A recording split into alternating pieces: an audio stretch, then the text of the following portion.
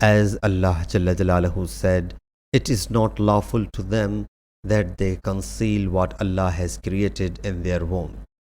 Surah Al-Baqarah, verse 228. It is reported from Hazrat Ali radiallahu anhu and Sharia among the relatives of a woman, if a religious person whose religion belief is desirable to others may bear witness that she menstruates thrice a month, his statement will be endorsed. Atta says, the day of menses will be same as they were before. Previous regular trait. Ibrahim has the same view, and Atta says menses last at least for 1 day and at most for 15 days. The father of Muthamir asked Ibn Sirin about a woman who sees blood after 5 days after her regular trait of menses. He said, a woman knows about herself well.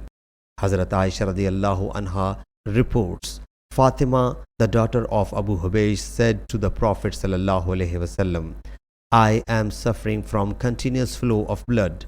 Should I omit prayers as I do not remain purified? He sallallahu alaihi wasallam said, no, it is a blood of a vein. Yes, when you menstruate, consider your previous rhythm. Omit the prayer of those days, then you must take a bath and perform prayer. Sahih Bukhari, Hadith number 325.